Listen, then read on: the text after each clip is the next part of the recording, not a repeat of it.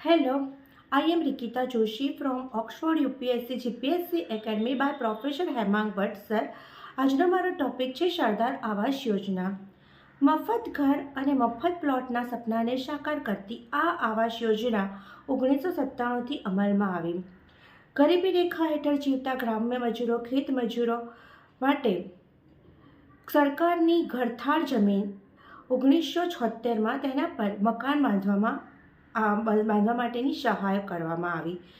1997માં આ આવાસ યોજનાને સરદાર આવાસ યોજના એવું નામ રાખવામાં આવ્યું.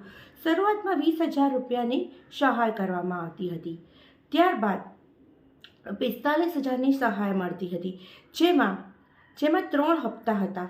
તેમાં પણ સૌપ્રથમ મકાનનું બાંધકામ શરૂ થાય ત્યારે 21,000 આપવામાં આવતા હતા.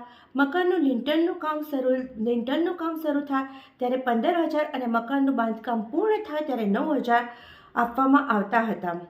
2013ના પંચાયત વિભાગના ઠરાવથી 17-20નો સ્કોર ધરાવતા ગરીબી રેખા હેઠળ જીવતા તમામ કુટુંબને ઇન્દિરા આવાસ યોજના હેઠળ આવરી લેવામાં આવ્યા.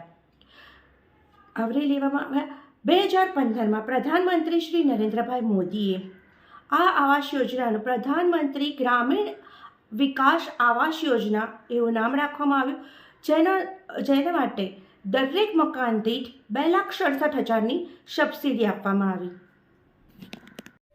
સ્વચ્છ ગ્રામ સ્વસ્થ ગ્રામ યોજના. આ યોજનામાં ગ્રામ્ય વિસ્તારમાં સફાઈ પ્રત્યે જાગૃતિ કેળવાય, સભાનતા કેળવાય તે માટે 2007-08માં નિર્મળ ગુજરાત વર્ષ ઉજવવાનું નક્કી કરાયું, જે અંતર્ગત આ યોજના શરૂ કરવામાં આવી. આ યોજનામાં ગામની ગંદકીવાળા વિસ્તારો, ગટર લાઈનો, રસ્તાઓ પર દવાનો છંટકાવ કરવામાં આવ્યો.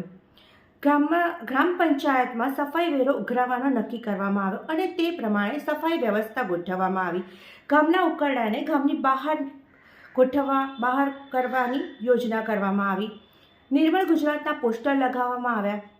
ગ્રામ્ય વિસ્તારની શાળા, પંચાયતઘર, આંગણવાડી અને પ્રાથમિક આરોગ્ય કેન્દ્રો પર શૌચાલય બનાવવામાં આવ્યા.